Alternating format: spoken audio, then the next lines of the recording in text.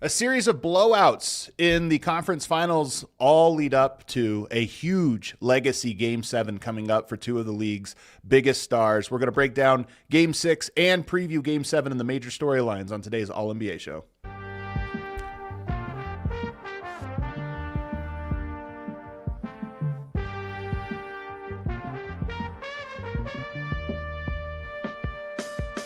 What is up, everybody, and welcome to the All-NBA show powered by FanDuel, America's #1 sportsbook. Get started with $150 in bonus bets if you win your first $5 bet at FanDuel.com/AllCity. I'm your host, Adam Mares. I'm joined for the first time in 2 weeks with my esteemed colleague, host of Hoops Tonight with Jason Timpf. It's Jason Timpf. How you doing, JT? Adam, it's good to see you. It's been like, 12 days since we've worked together. So the last time we were talking Timberwolves, Spurs. We were talking what was an entirely different era of NBA basketball. Something just, God, it feels like forever ago. I was in Chicago. It just feels like that's right, forever ago. I'm just hoping so bad that we get a good Game 7. I kind of started to pick up this feeling after Game 5 where I was like, oh, I know what's going on here. When both of these teams are at home, they play so hard and their defenses are so good that the other team just gets overwhelmed by the physicality in the defense. And so we're just going to go blowout. And it's going to be Thunder in 7. I'm hoping that's not the case. Even if the Thunder do win, I just hope it's a close game on Saturday. I'm dying for one. I kind of think it will be, but we're going to get to that because that is one of the storylines here is this is kind of exchanging haymakers. It's been a great series from when you step back, and look at the arc of the series. It's really fascinating, a lot of the details, but the games haven't really been close, which is kind of, another storyline. So we're going to break that all down. If you guys are new to the show, this is what we do. Tim Legler 2 times a week, Mark Stein once a week, Jason Timpf once a week. So we just cover the games. We break it all down. I will tell you, though, you're right. We haven't seen each other. We haven't talked about the series even, which is kind of crazy. So this show, I think, is going to be especially great because we get to look at the entire arc of the series and break it down.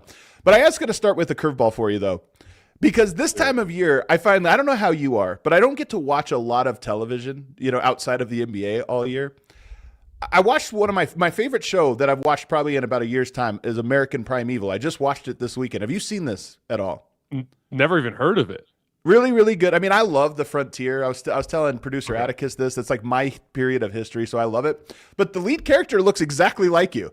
It's you have to check this out. It's like if you were a mountain man in like 1840, 1850. This is, I think, exactly what you would look like.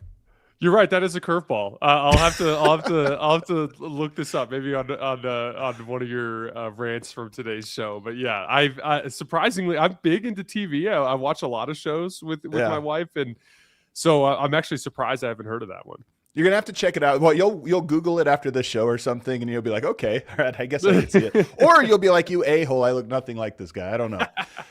Let's go to this game, though, man. Let's start breaking it down. So we get the Game 6 in San Antonio, following a very in-control game for the Thunder in Game 5, Wemby's worst performance of the series in Game 5. And so my first note was that this was sort of the first legacy game of Wemby's career. And when I say legacy game, I mean something that had negative stakes. He's obviously had great games and, legacy games in terms of coming up big in moments. But this was the first one where I think going into it, the question was like, okay, is he broken? Is he tired? Have they figured something out about him? Is he getting frustrated and starting to lose his cool? He needed a big response.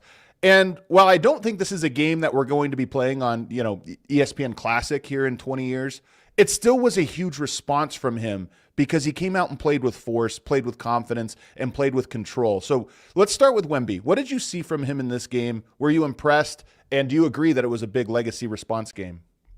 Yeah, I do. I think like one of the key identifying factors for a player's potential long-term in terms of like, where are we going to view Wemby 10, 15 years from now? Like, are we going to view him as like a underwhelming, 16th, 17th best player in NBA history who left a lot of, potential on the table the way we do, with a guy like Shaq, for example, maybe not that far down the list, but a guy that, underwhelmed relative to his potential?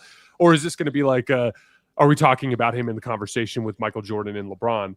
I think most of that comes down to, a combination of health and his mentality, right? And health just set aside because that's kind of out of his control other than the fact that he works on his body a lot. but there's a certain amount of like, what's your mental makeup? Like, how do you respond to your bad games? What is your leadership quality like? What is your attitude like? And Wemby, and this is probably the best compliment that I could pay him at this phase in his career. I expected him to be awesome last night. I just was like, he was just not the guy I was worried about in this game. And like, yeah, there are certain variables like, oh, is his jump shot going to go in? And he took the most jump shots he's taken all postseason. Last night he took 13. His previous high was 10 in game 1 against Portland. Every other game had been less than 10. So he clearly was like, I'm just going to attack this game as a jump shooter. And it helped that he made some early. And he got 16 points on those 13 jump shots. So he definitely shot the ball well. But I thought it was deeper than just the jump shooting. I thought he came out with like an energy and a verve on both ends of the floor that kind of set a tone and infused his team with a very strong sense of belief that they were going to win that game. And I just think he deserves a ton of credit just for the mentality leadership side of it. Now, the second piece of it is he quite simply has the highest floor of any player in the entire NBA, where like, even if he doesn't have any part of his offensive game going, his mere presence on defense, his defensive rebounding ability, his overall just like physical impact on the game as a roller, just whenever he's around the basket on both ends of the floor, he just creates all sorts of openings for his offense and closes a bunch of openings for the opponent's offense. And I think that really is kind of one of my biggest takeaways from the series in terms of why I think right now Wemby has the strongest case to be considered the best player in the world. And it's simply because every one of these postseason runs now, we're seeing these high-level offensive engine types are all struggling. Right. They're all efficient. They're all getting beat up by the physicality. The way NBA defenses have become sophisticated in loading up on the ball and getting the ball out of their hands, the amount of physicality that is allowed by the officials, it has kind of diminished some of the impact of the offensive engine archetype of player. It's been something that's been around the league that we've seen. And so I just think Victor Wembanyama kind of represents the curveball to counter that type of dynamic that's affecting modern NBA basketball. He just can come out and play really hard on any given playoff night and be the best player on the floor, because nothing really is easy when two great defenses are going against each other in this type of dynamic. But I wanted to start with the mentality just because I think like that bodes well for his career in terms of his skill development and how hard he worked off before, his ability to bounce back from bad nights, his just, you know, is he going to show up for a big game type of kind of dynamic that you've seen some other stars struggle with over the years. I just think he's wired right to be an all-time great, provided he can stay healthy. I think that's very likely true, more or less true, what we're seeing with him, the mentality part. But I want to go back to what you were saying here about the offensive engine thing. I think one of the big stories of this playoffs, and I always think the playoffs are where the shifts in the NBA happen. The game evolves in the playoffs and carries into come in the future years.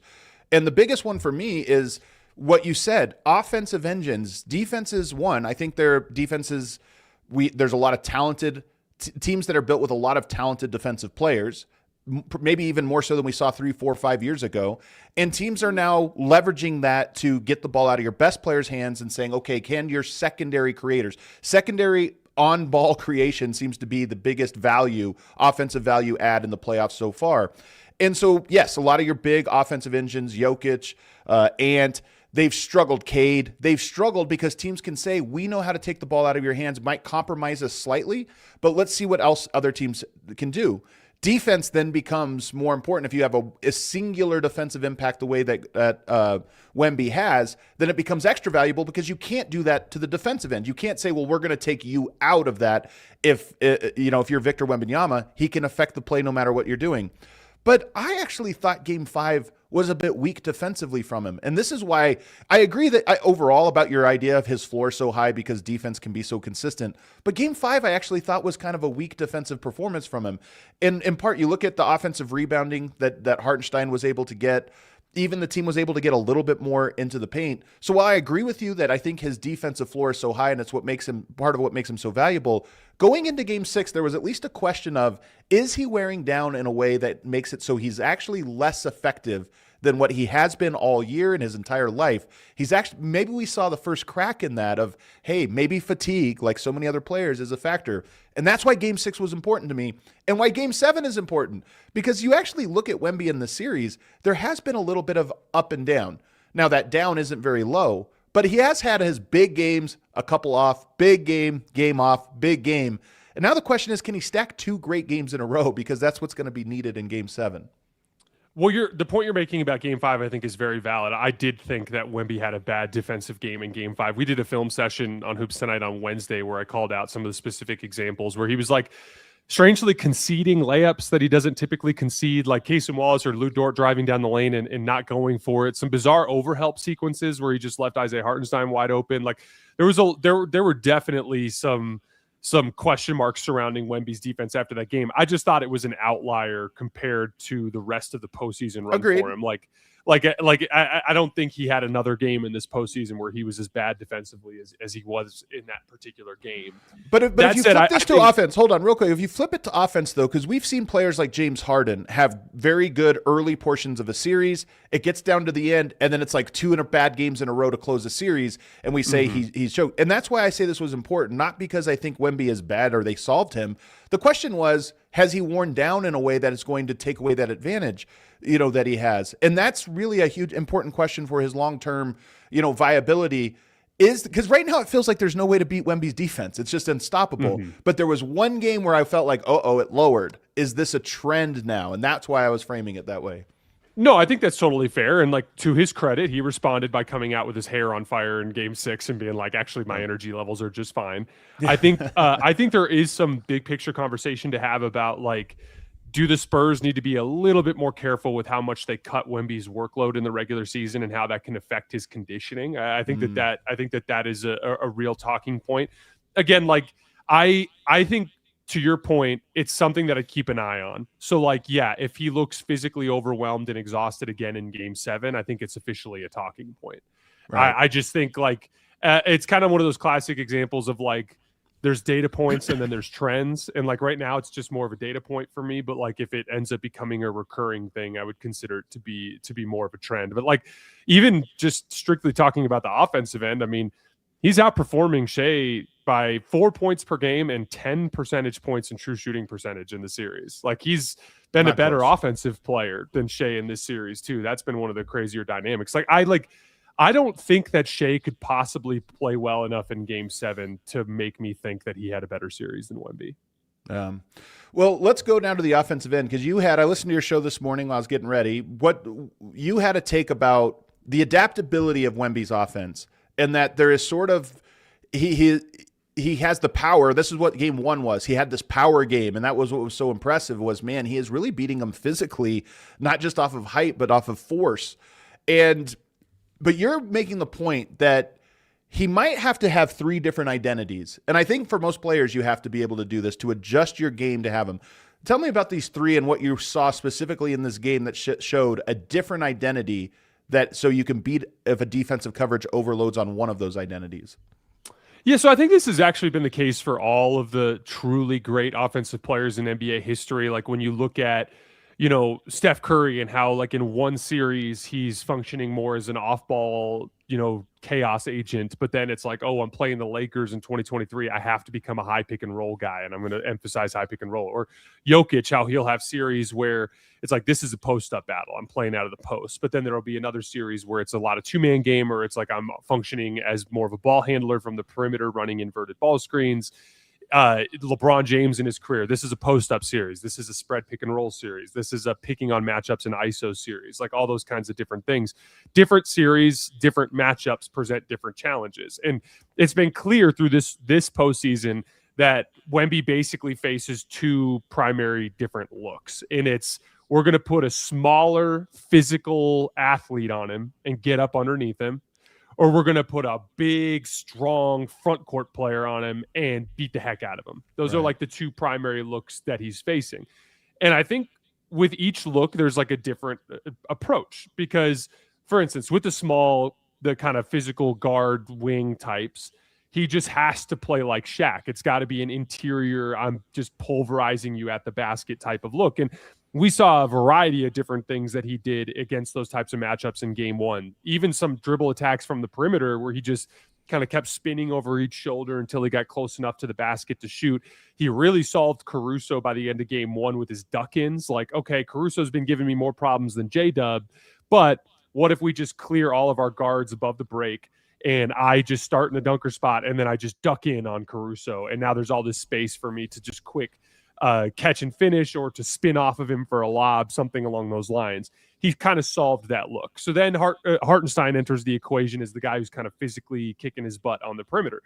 And I saw a lot of talking points that are like, oh, Wemby needs to just fight for deeper post position, or Wemby needs to play with more power. And it's like, hey, that's not something he's going to be able to do. Like, frankly, he is not, his center of gravity is too high.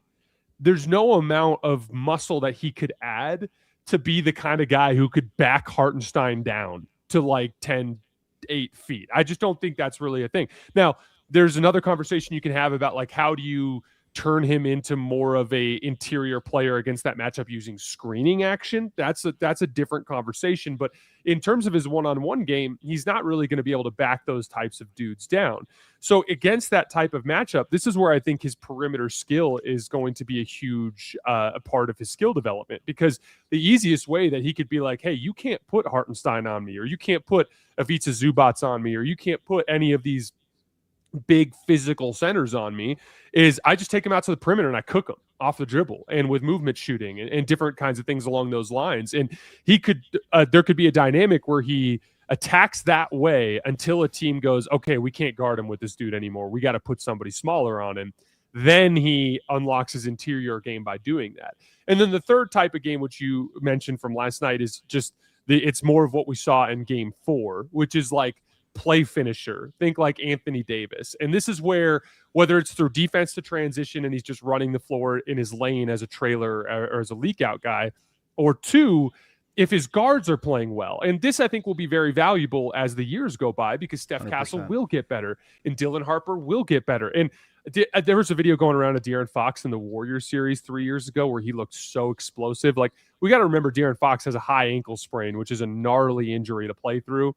There's a version of this story where De'Aaron Fox is way more explosive next year in the postseason. So, like, between those three guards, there's going to be nights where it's like, my guard's got it. So now I'm pick and roll guy. And now I'm Anthony Davis on steroids, rolling to the rim and scoring on short rolls and functioning as a play finisher. And his ability to kind of switch gears between those three modes, depending on what the game calls for, I think is what the future looks like. Because last night he made his jump shot. There'll be nights where he doesn't make his jump shot, and the Hartenstein types can really cause him problems. Obviously, his guards are young. So right now the play finishing piece is kind of out of his control. If the guards can't find him, they can't find him. But in the long run, when I think about Wemby's development, that's kind of what I imagine is this like 25, 26 years old. So like 3-4 years from now, just like too polished from the perimeter to guard with the big, too skilled and dominant on the inside to be guarded with the small. And if his guards get going, he's just the most devastating play finisher in the league. That's kind of what I imagine his future to be. It almost sounds, to the way you're framing it, is of like almost game by game. Like, this game calls for him to be inside. But I actually think the final version of him and the Spurs is more chaining these together even within a single possession. Because what you're talking about is, okay, I have a big on me. Let's go to the pick and roll. And as Dylan Harper and Castle develop even greater, they'll immediately be able to go into this action. You get a switch or you draw a guy out and I roll to the rim. I couldn't get the ball to him, but there's a switch. Now I duck in. And it's like, I just did all three versions of myself on one action, and the team will adjust based on what you're doing, so that you constantly can find the advantage that you have and then finish the advantage that you make on any given possession. And I agree with you. I think he has a long way to go on some of these, in particular the post part of this. You mentioned him like Shaq. I'd actually say he's more like Giannis, because Shaq, it's more like through you, like I just power, I'm going through you. Good point. I think he's almost more like Giannis, where he's finding the outside shoulder and then just extending beyond, often with a dunk, but just extending beyond you. So I think it's a little bit different, but same effect. It's overwhelming physical force. And I agree with you that I think that is what's exciting about him, is his ability to do all of these things right now at a good level. But you can see the upside of him being able to do this at an unstoppable level. And more importantly, 2 of the 3 that you're talking about require your team to be able to help set it up and complete, because you're talking about pick and roll action, or you're talking about finding you on a duck in. And right now we're seeing a little bit of inconsistency from Spurs' ability to do that. But I think there's almost no question that those guys are growing into players that are going to be capable of doing that on every possession and at a very high level, and put pressure points on you in other parts of the court. So yeah, I like this idea. And by the way, with Jokic, because I think Jokic is part of what makes him as unique as this. And one thing is his ability to do a bunch of different things and play whatever style you're playing. One of the things that I remember, this was probably 2020, 2021, somewhere in there, Jokic added a really good off-ball game, not in terms of posting up or something like this, but like he would go for the screen and then quickly slip to the basket, full speed, catch the ball, and be able to finish. And I know this sounds really simple, but there aren't a lot of 7-footers that are playing like off-ball screen and cut basketball. And his ability to do that really hurt the big rim protectors. And it's one of those things where now when you watch him, he can go from posting up to pick and roll to slipping to the basket. And it's that versatility that really, makes him so difficult to guard. But it does require some of the skill sets of other players. I also like shooting too. Like he'd run off of an off-ball screen, like a wide pin down to get a 3. And can we quick talk about Shai in this context? Because I think these concepts are related. So the Shai the playoff drop has been like precipitous. The regular season on off, the team was 12 points better when he was on versus off in the regular season. They're 22 points worse, which is actually mostly manifested on the defensive end of the floor. They actually have a 120 offensive rating in the playoffs, both with and without Shai, which I think is a testament to just their off-ball shooting, their spacing, their cutting, their relocation, their decision-making tree from when they do get advantages, how well they run the floor and just play with pace when Shai's off the floor. But I think a big part of it is the offense hasn't been very good relative to their talent when Shai's on the floor, because he's had a precipitous drop-off in his effectiveness as a scorer. So like regular season, 31 points per game, playoffs, 27 points per game. Regular season, 67% true shooting, postseason, 58% true shooting. The rim, this is including the Lakers and Suns series, by the way, all these numbers. 3.8 makes per game in the regular season at the rim, 71%. 2.4 in the postseason at 63%. So a third of his rim volume is gone, and he goes from outstanding to just good as a rim finisher. Mid-range, 3 makes per game, both regular season and postseason, but the percentage drops from 55 to 44. And his three-point shot, 1.7 makes in the regular season at 39% to 1.1 makes in the postseason at just under 30%. And his turnover rate actually goes up a little bit as well. But I think one of the things that has glared to me on film to this exact conversation we're having is every Shai attack looks exactly the same. He's playing off the wing, either an ISO or pick and roll. The team is always funneling him towards the sideline, either by icing the ball screen or by funneling him there in his ISOs. They're kind of pinching off the gaps.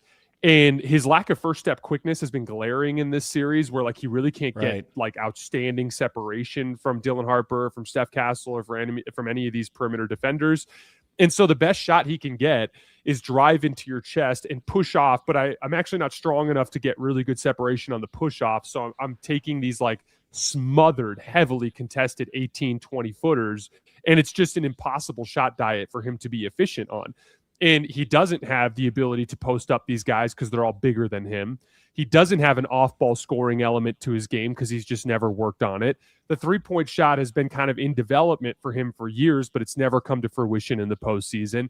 I think there's a legitimate argument to make that the big thing that is holding Shai back right now in the postseason, because this is 3 straight years now. Everyone says like, oh, it's the Wemby problem. And I'm like, here's the thing. Like, yeah, Wemby is certainly a part of this discussion. But this is 3 straight postseason runs where his numbers have cratered from where they were in the regular season. And so and there are examples of him in previous playoff runs, whether it's against Dallas in athletes and rim protection, or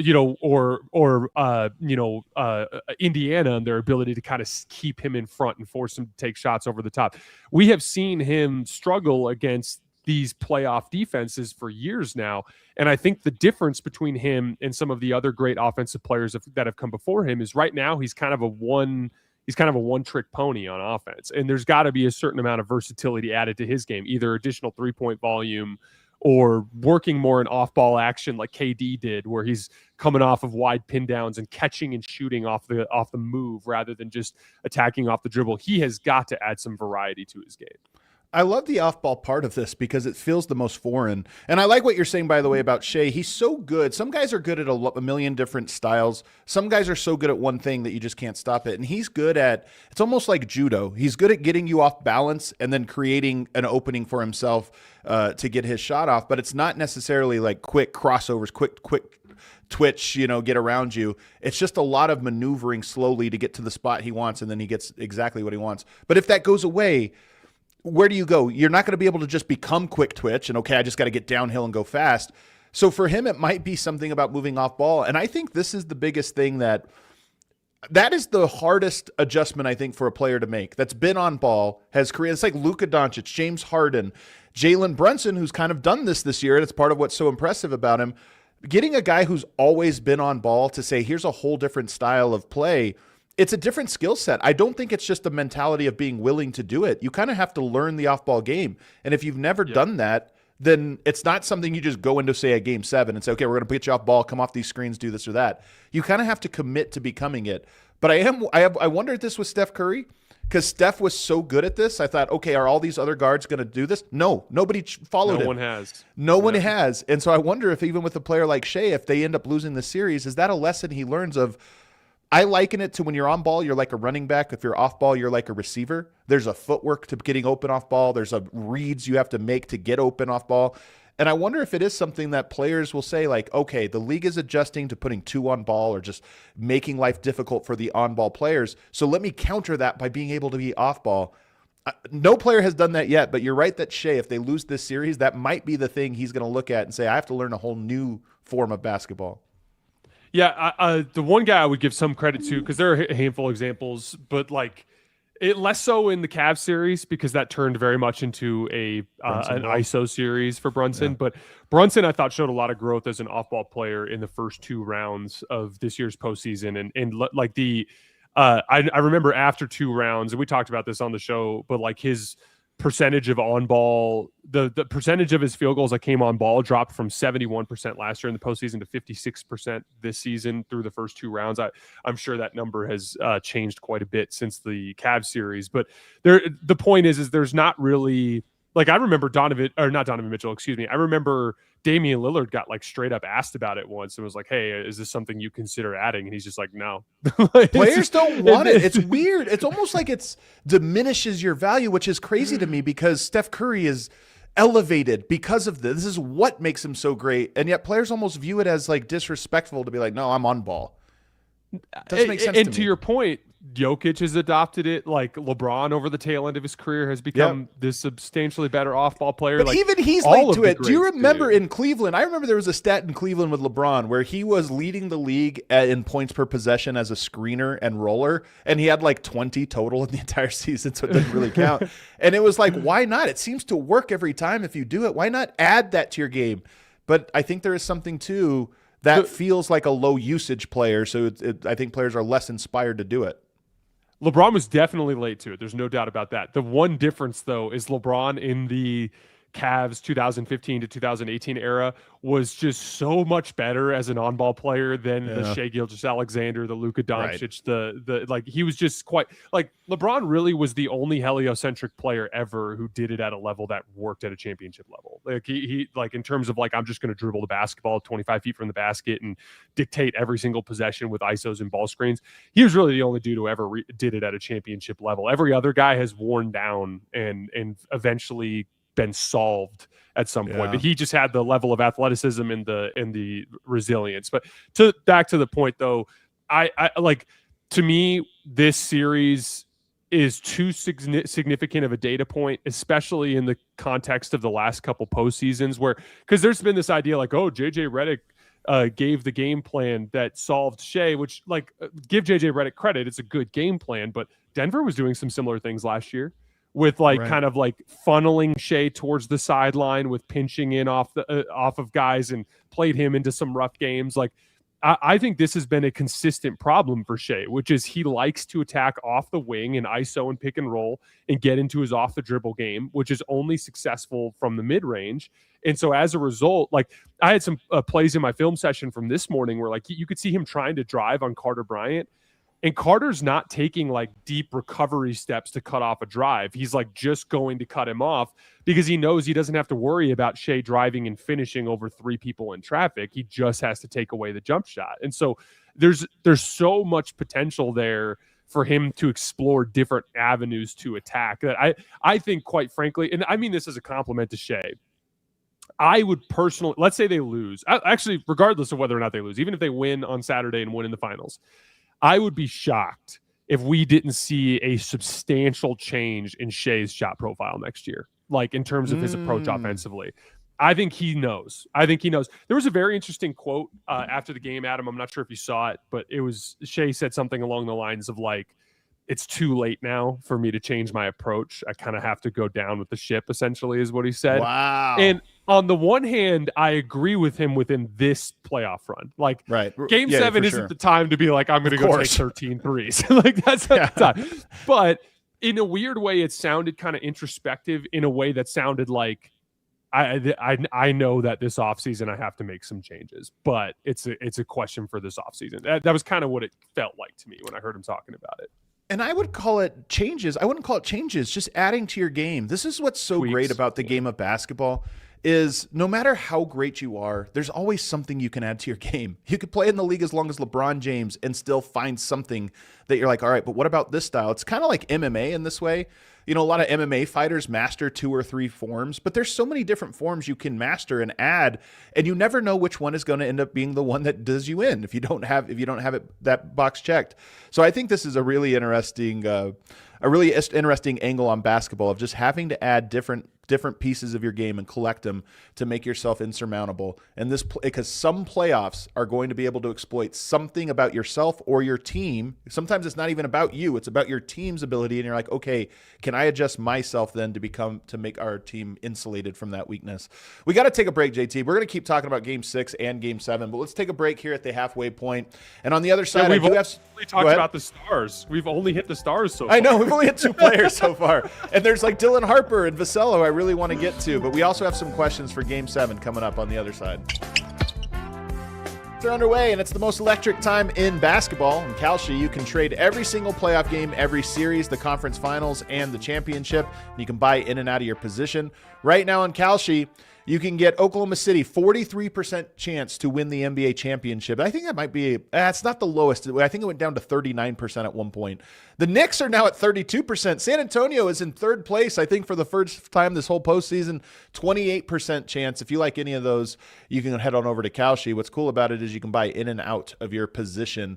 On Kalshi, you're trading against peers in a live market, meaning there's no house, and as the probabilities change, like I said, you can get in or out. For a limited time, download the Kalshi app and use the code ALLNBA, all one word, to get $10 when you trade 10. KALSHI, Kalshi. Trade on anything. 18 plus only. Restrictions and eligibility requirements apply. Event contract trading involves risk and may not be suitable for all investors. Prices, values, and available markets may differ from those mentioned. For more information, see kalshi.com/regulatory. I also want to tell you guys about the presenting sponsor of the show. Right now, FanDuel, new customers can bet $5 and get $150 in bonus bets if you win your first bet. That's right. Turn $5 into $150 in bonus bets just for getting started. And when every possession matters in the playoffs, FanDuel makes it easy to get closer to the action. From player props on your favorite stars to all the tools you need to back them up, FanDuel puts player research right at your fingertips so you can check stats, trends, and matchups all in one place and make your picks with confidence. It's everything you need all in one app, so don't miss your shot. Head to FanDuel.com/allcity to get started. FanDuel, play your game. Must be 21 or older and present in select states. For Kansas in affiliation with Kansas Star Casino, or 18 plus and present in D.C. First online real money wager only. $5 first deposit required. Bonus issued as non-withdrawable bonus bets, which expire 7 days after receipt. Restrictions apply. See terms at sportsbook.fanduel.com. Gambling problem? Call 1-800-GAMBLER or visit fanduel.com/RG. Call 1-888-789-7777 or visit ccpg.org/chat in Connecticut or visit mdgamblinghelp.org in Maryland. Hope is here. Visit gamblinghelplinema.org or call 800-327-5050 for 24/7 support in Massachusetts, or call 1-877-8-HOPE-NY or text HOPE-NY in New York. Back here, segment 2, me and Jason Timpf breaking down this fascinating series. Let's real quickly hit on some of the other role players, and I'll start with Dylan Harper. You know, big game from him. Ball handler on 14 picks in Game 6. Spurs got 2 points per direct action on those, 2.1 per possession on possessions that ended with a Harper on-ball pick. Very effective. Some of this, though, to me was great shot making, and I love Dylan Harper. I'm super high on him. I saw Michael Redd, did a little video after the game kind of giving his 2 thoughts, and he said, I think Harper and Wemby are going to be the best duo in the league here coming up, and we're going to talk about them as a duo. This is a take I've had. I actually believe that Wemby is great. He'll be a standalone great, but I also think Harper will grow into the perfect partner with him, and I love Stefan Castle, so this is no knock on them. They just happen to have a great guy who I think will end up third. But last night, I don't know how to analyze Dylan Harper's game. It was awesome.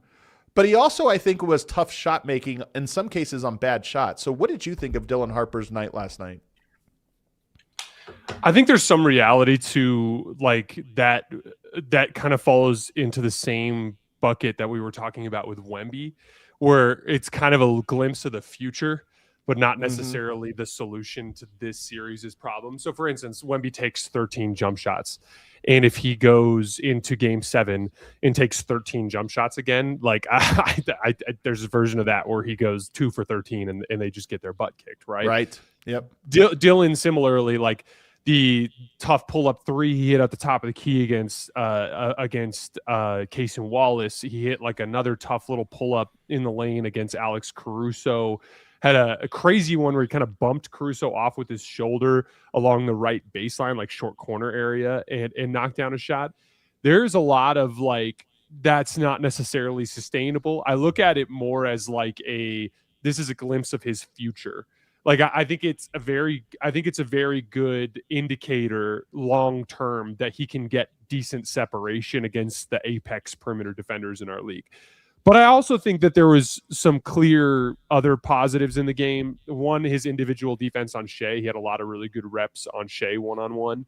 And then 2, he was one of their best rim pressure guys in the game. Like this has been kind of the subplot of these last few games. Like you've been making the football analogy. I made this analogy on my show last night. Like the force battle in football in the offensive line, defensive line, like in the trenches always manifests as like, when the offensive line is winning, it's chunk runs for like 4, 5, 7 yards per carry, and it's the quarterback has all day to throw. And then when they're losing that battle, it's always like, you're barely getting back to the line of scrimmage on your runs, and the quarterback has like a second or 2 to throw before someone's getting a free run at him off of one of the ends. And like that also manifests in the drives in the NBA, where it's like, in Game 5, for example, the Thunder role players were just cutting them to pieces, just getting downhill dribble penetration because they were just dominating the force battle on the perimeter. Whereas in Game 6, none of those dudes could get any dribble penetration.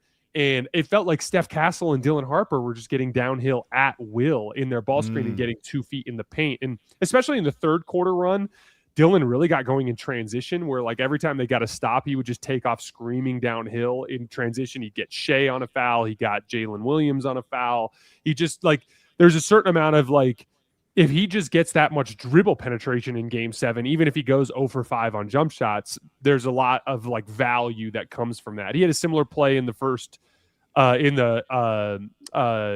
half where he drove against Shai off the right wing, got 2 feet in the paint, just buried Shai under the basket, swing to the corner, swing to the wing, swing back to Wemby. They're in rotation. He pump fakes on Hartenstein. Hartenstein jumps out of his shoes, and Wemby drives downhill and hits like a little floater in the lane. And it's like that all started off of Dylan Harper just getting 2 feet in the paint. Yep. And so that to me is the translatable part to this series in a Game 7. That the jump shooting is more just like, that's why this dude has a chance to be an all-NBA player one day, is like if he just turns into one of the best two-way guards in the league that no one can guard one-on-one, that's really tough to handle. Last thing on Dylan, I was curious your thoughts on this. The one like glaring weakness from him in this series beyond the jump shot, it feels like his handle needs to be tightened up a little bit over the summer too.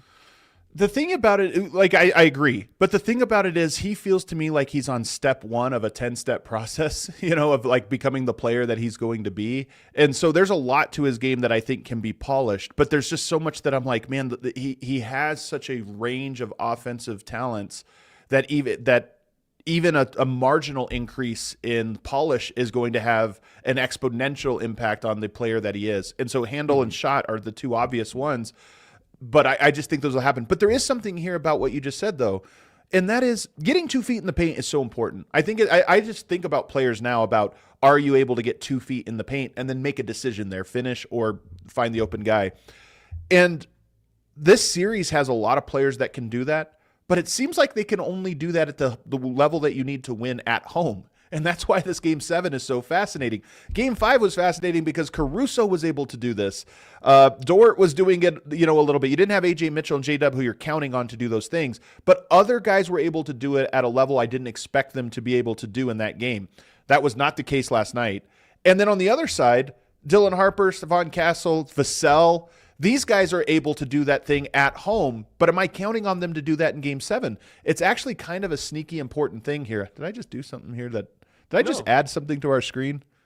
Oh, you did? I think the chat. Yeah, I did, right? I just added a chat. I hit a button on accident, and I think it did that. Atticus, figure this out. I don't know what I did.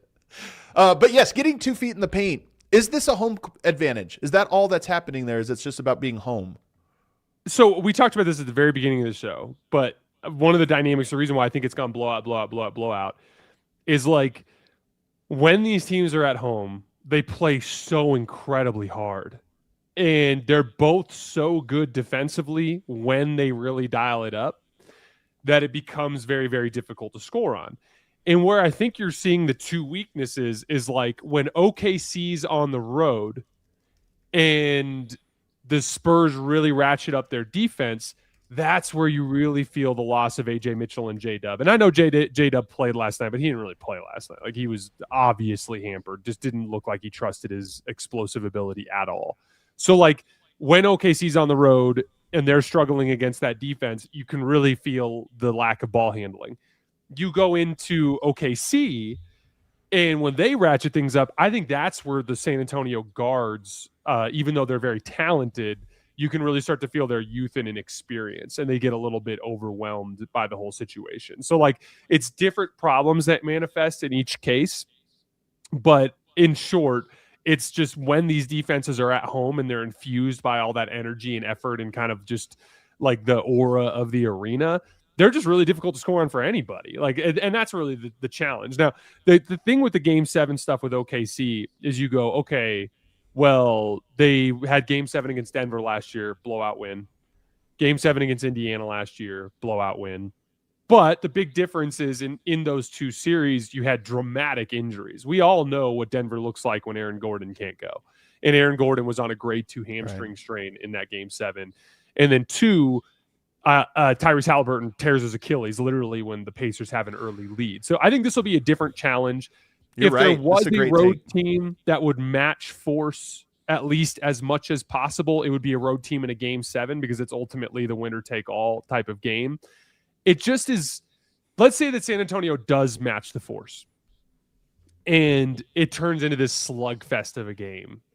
That's where I really think San Antonio's youth becomes an issue. And it's like now it's like this game probably gets decided by 2 or 3 possessions. And that's where like the mistake making becomes an issue, the lack of like real refined shot making. Because I'd argue the 2 biggest differences in the series in favor of OKC have been like reliable shot making and decision making. Like yes, you'll see Lou Dort take a bad shot, maybe once or twice a game, but you don't see a lot of Thunder players taking bad shots. There are a lot of possessions where you're watching the Spurs, you're like, Wemby's rolling and you're just jacking something up and you haven't even waited for the play to develop, or bad, especially last game. Oh my God. Especially Game 5. That was like the story for the Spurs, undisciplined offensive decision making. Yeah, exactly. So like I think if San Antonio doesn't match the force, they're just going to get beat. But if they do, it turns into a close game. And if it's a close game, I just think I favor Shai and that veteran group. So like I would make OKC a clear favorite in Game 7. The way I put it last night is like 65-35, meaning like San Antonio absolutely can win. I just think the Thunder are clearly the safer bet. Well, going to another one of the takes that you had on Hoops Tonight last night that sets the stage for this is, if both teams have an A-plus game, who wins?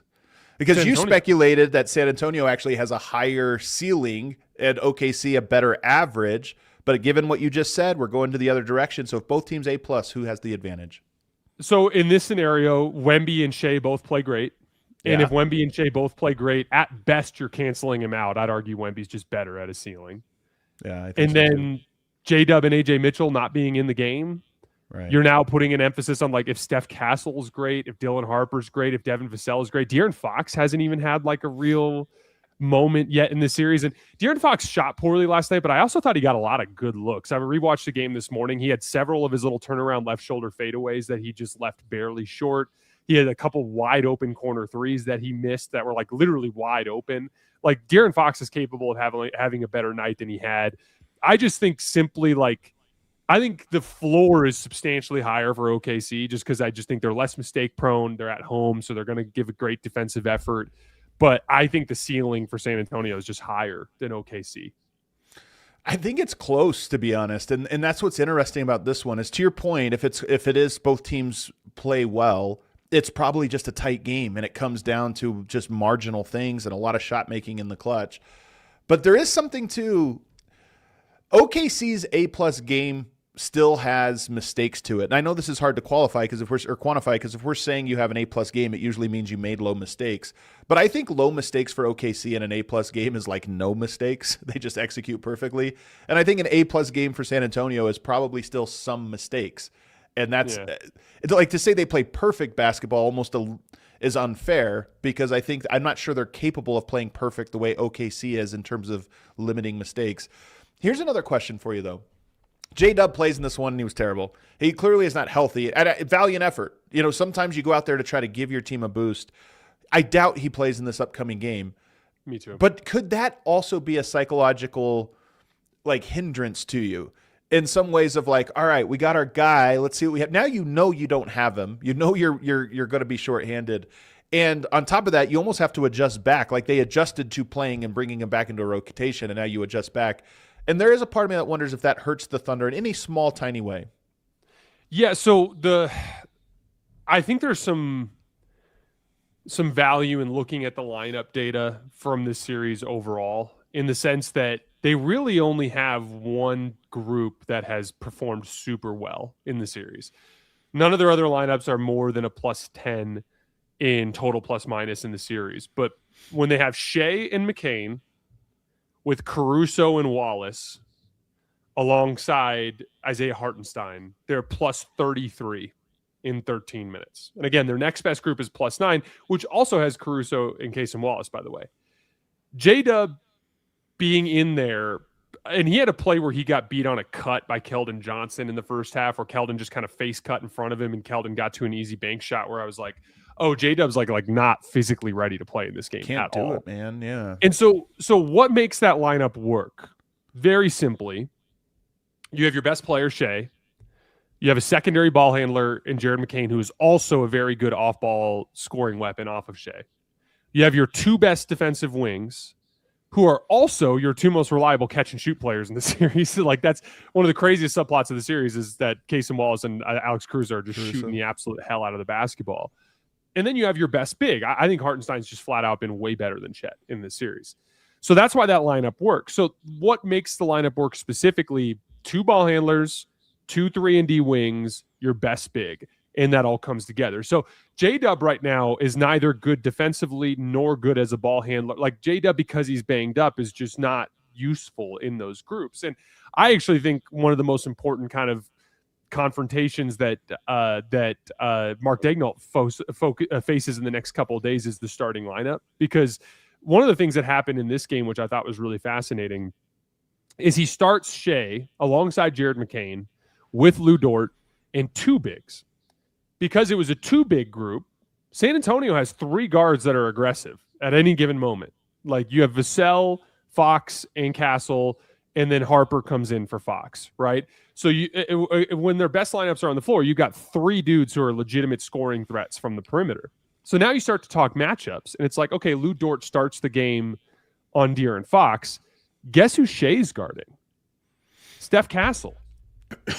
And one of the early trends of the game was they were just running cleared side ball screens off the left side of the floor with Steph going downhill against Shai, and he gets an easy little kick to the top of the key, for a three. I think it was Champagne. I can't remember exactly who it was. But then on the next possession, he comes downhill and just easily gets to a right-handed layup because Shai's just too small for him, and he just easily seals him on his left shoulder. And you like start to dig into it, and it's like, that's kind of a dumb lineup for Daigneault to play. And so he's got a tough decision to make in the sense that, like, on the one hand, like, their best lineup doesn't involve Chet, but like I get that you can't bench Chet. I get it. Yeah. But I think you got to bench Dort, and you got to at least start Alex Caruso. And then I would be quick to get Chet out of there for Case and Wallace, and I'd get to your best lineup within the first 3-4 minutes of the game. Because one of the big things that happened in that game is they call timeout down 9-2, like 2 minutes into the game. And there's a certain amount of, like, if you spot that Spurs team confidence in the first few minutes of that game, that changes the entire complexion of a game 7 if they're young and confident on the road because they have an early lead. So I personally would be stunned if Lou Dort started game 7. I think we will almost certainly see Alex Caruso starting at the 3 in game 7, and maybe something crazy like a benched Chet Holmgren. Isn't that emotionally volatile and psychologically volatile, though? You're reigning champs. You're in this big game 7, and you kind of blink with your starting lineup. I even if it's the right move, it's like one of those things where it better work immediately, because if it doesn't, if you just regular basketball has ups and downs, ball bounces away. And if it does it do something psychologically to you of like, we're the reigning champs and we blinked? I get it. We've seen this in history, though. I get it, Adam, I do. But the time for moral victories is gone. Yeah, like, okay. We are officially, and if you lose this game, it's a devastating moment for Shai and his legacy to just like legitimately be badly outclassed by a 22-year-old up and coming superstar, and to frankly just have a very, very bad series. It reflects poorly on the team construct. There's a lot of issues that rise if you lose. And frankly, like, unless they have some massive trick up their sleeve this summer, San Antonio is just going to get way better. Like, because even if you do go sign, or let's say you trade up for Cam Boozer, like, okay, great. You trade up for Cam Boozer. That'd be like one of the best non-Giannis moves you could make this summer. Like, Wemby's going to get way better. Steph Castle's going to get way better. Dylan Harper's going to get way better. Carter Bryant's going to get way better. Those dudes are like in the early phase of their ascending young talent kind of trajectory, whereas OKC's more on the plateauing side of their kind of young player development trajectory. So like, you have to get this one. You have to get this one. And frankly, I would pick OKC over New York by a pretty decent margin. So like, if you do get this one, I think you're going to win the title. So like, this is the one where you got to throw out all the stops, and you got to play your best lineups, and you got to push minutes for your best lineups, and you got to lean into whatever it takes to get out of this game. And by the way, you get 3 days off after this, no matter what. You get Sunday, Monday, Tuesday off. So like, I wouldn't even worry about the fatigue element. I just think I would be stunned if we saw Lou Dort in the starting lineup tomorrow. Like, absolutely stunned. I think if you end up losing the series, and especially if you start slow, it'll be line item number 1 of why you lost. And that's, there's something to it, if nothing else, of just psychologically we're changing our whole identity here at the last possible second. How about this one? Let's power rank who's likely to be the best player in Game 7. I agree with you that I think Wemby is number 1, most likely to, because again, his floor is really high and he has this ceiling that might be better than anyone else's ceilings in a single game play. I think number 2, I'm putting Shai in here by default, but the truth is he has had, I think, how many like great games has he had in this series? Like truly great games. And I think game 2 was the only game he was great. So one great game out of 6, and we're saying he's second most likely. I mean, I would say Shai just because it feels like the safest bet here, but it's the reason why I think Shai is the right call is because let's say San Antonio throws a great punch. We have ourselves a close game. And if you remember last year in the postseason, Shai also really struggled, but he just like would have 1 or 2 big plays at the end of a game. Like a big catch and shoot 3, a big trip to the foul line, a lot of big trips to the foul line for Shai last year in the postseason. But like, he would just have like he would have a mediocre game where he'd have like 0 assists or be, 11 for 26 from the field.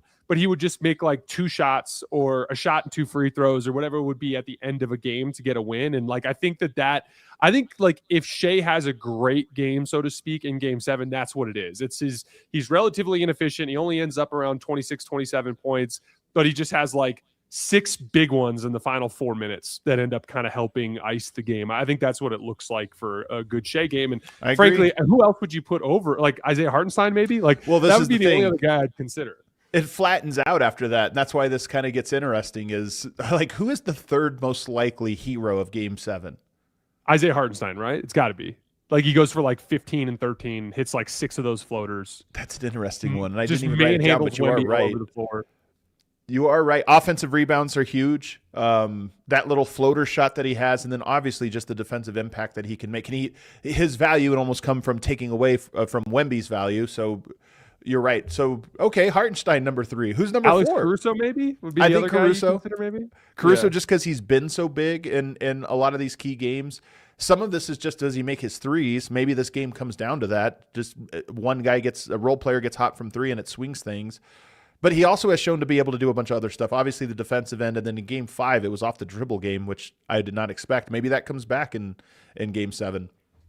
Yeah, Caruso made a lot of defensive plays early in the series, and one of the kind of interesting subplots is San Antonio started to take better care of the basketball over the last few games. So there's been less of that. We're throwing the ball right into Caruso's hands, and he's running out the other way for layups. But Caruso, even again last night, like, had a couple of these drives. Like, he had a driving left-handed finish against the Cornet group where he got against a drop coverage look.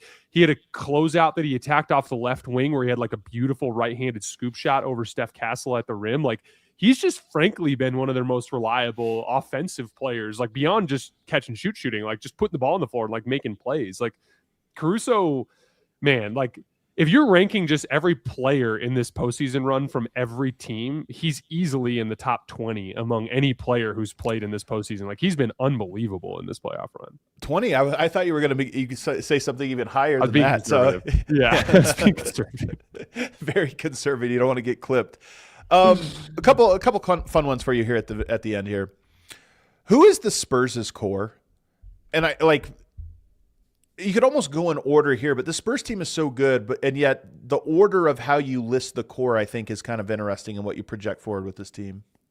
Wemby, number 1. I'll get that out of the way. Yeah, Wemby's number 1. I think I still go Castle 2, because I think Castle right now is a better passer than Dylan Harper, which I think is very valuable. And like, I think Castle and Wemby are going to have a very good 2-man game over the years. When I say core, we are projecting forward, though. This is like you're talking about, these are the guys we have to prioritize. I think Harper's a close 3. I think Vassell's a big part of this team. And like, one of the things that I think is very interesting about the Wemby build is like, because Vassell is technically like he's technically like a small forward, right? Like, if you view unless you consider Steph Castle the small forward, but like, and Steph Castle's kind of like your point guard, but he's big, or your off guard, but he's big. But like, there's an ability, you don't really need a 6'8", 6'9" rangy wing when you've got Wemby, because Wemby kind of facilitates this. It's actually better for us to be fast on the perimeter, right? Because we can speed teams up into driving into our length at the rim.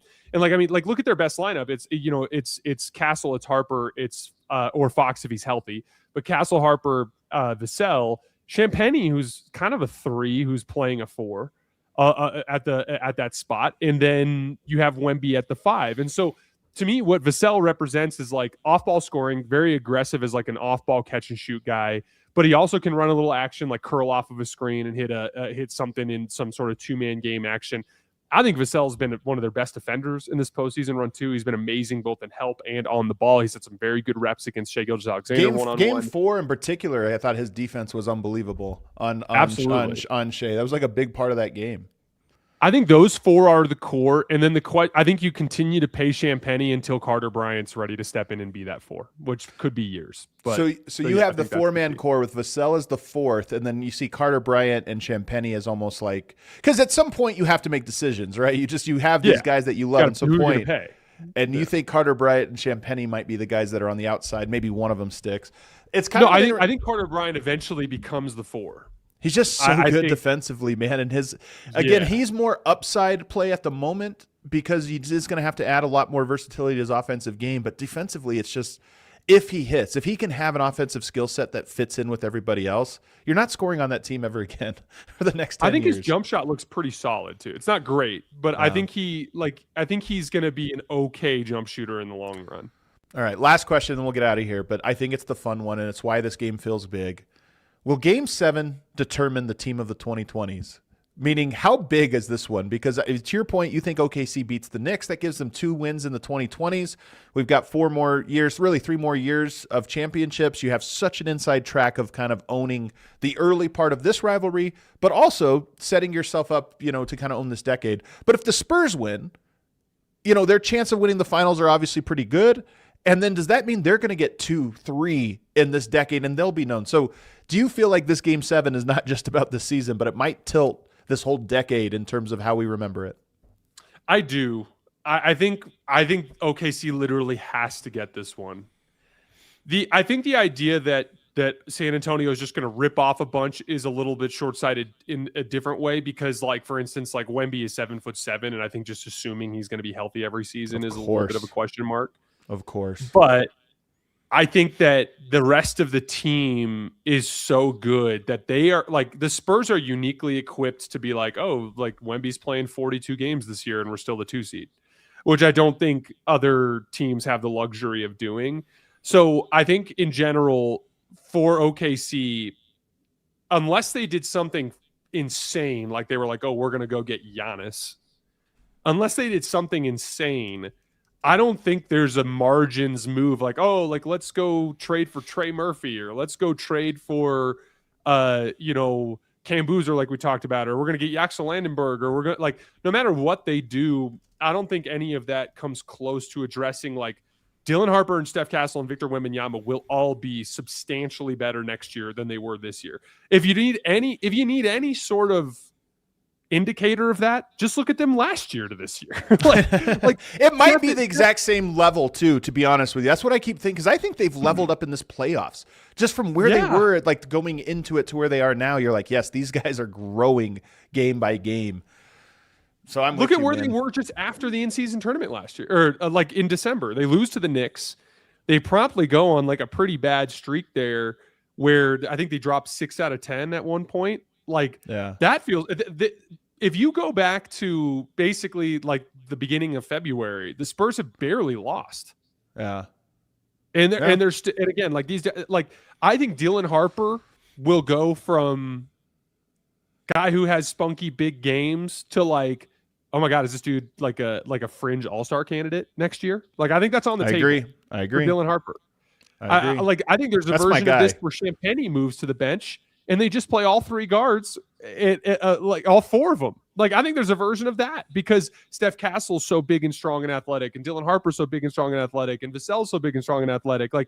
Everyone keeps talking what are they going to do with the Fox Harper thing? I'm play them both. Play them together. That's what they're going to do. And dare anybody to stay in front of them. Yeah, and dare anybody to stay in front of him with a stretch 5 who probably is going to shoot 40% from 3 next year. So I think that OKC's got to get this one. I think that whoever wins this series has a clear advantage over over who dominates this decade. And that's why it's so great, man. I can't wait for it. We're so lucky with this series, and the Game 7 on Saturday night, I'm just man, what a perfect way for this to break. The series itself has been just be close. Just be close. I was going to say the series itself, like I said, is better to follow almost game by game than minute by minute, just because there have been some blowouts. But Game 7, man, the trajectory of this decade of the NBA does feel like it hangs in the balance, and I can't wait for it. You guys, I'm off until Mark Stein's back on Sunday, but I know over at Hoops Tonight you can catch out these great post-game reactions, always going live right after the games, and you built something great over there, JT. It's a lot of fun to watch, to follow. Everybody, have yourselves a great night. Check out American Primeval starring Jason Timpf. It's really, you were great in it, man. I thought you did a great job. Honestly, you did A+ work. Everybody, thanks so much, man. Hit the like button for us on the way out. See you next time. We all silly like the mayor.